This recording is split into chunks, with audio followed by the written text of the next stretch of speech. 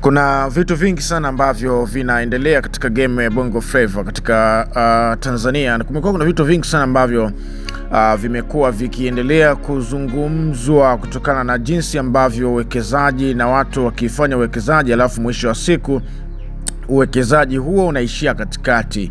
Maana halisi ya kuishia uwekezaji huo katikati ni changamoto nyingi sana ambazo wanazipitia wawekezaji kwa wasanii, lakini pia wasanii wanapitia changamoto kwa wawekezaji, lakini pia jiografia ya biashara inakuwa inakinzana na uwezo uliopo. Unaona bwana, kwa kuna wakati fedha inakuwa inamtafuta mwenye kipaji, lakini pia mwenye kipaji anatafuta fedha ili kuweza kufanyaje, kuweza kufikia malengo na ndoto kwa ujumla.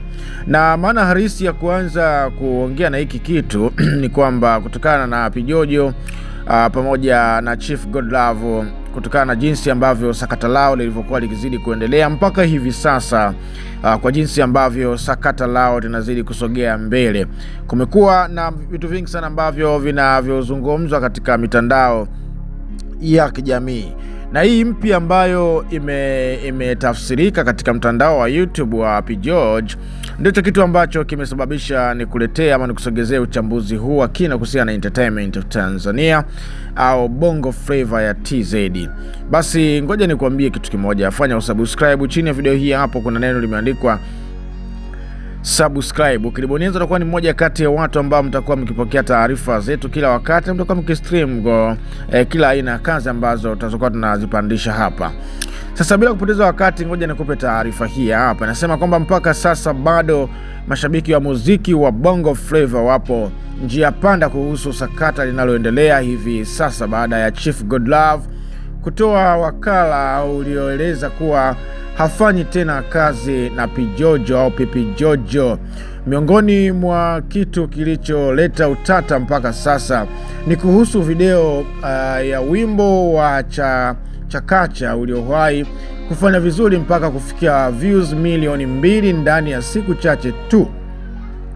Lakini cha kushangaza, toka God Chief Love aweze kuvunja mkataba na P-Jojo, video hiyo kwa sasa ina views 54,000 tu katika mtandao wa YouTube. Mpaka sasa mashabiki wanajiuliza imekuwaje hii? Je, tajiri ameondoka na views wake au kuna nini kinachoendelea?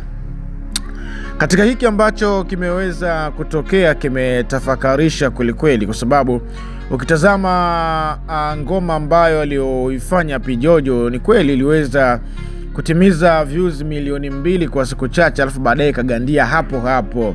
Unaona bwana, haikuweza kushuka wala haikuweza kupanda, lakini kwa hivi sasa inaonesha ipo na views 54,000 badala ya views milioni 2 hapo awali, jinsi ambavyo zilizokuwa zikionyesha katika platform ya YouTube ya mwanadada huyu msanii ambaye alionyesha kuwa anafanya vizuri zaidi katika ngoma yake ya Chachacha. Unaona bwana, basi hii ni taarifa ambayo nimekusogezea. Unaweza ukapita na wewe pia kwenye mtandao wake wa YouTube na ukasearch wimbo huo ili kuweza kutazama au kujihakikishia kwamba je, ni kweli umeshuka katika kiwango cha milioni 2 mpaka kufikia 54,000. Basi unaweza ukatembelea huko.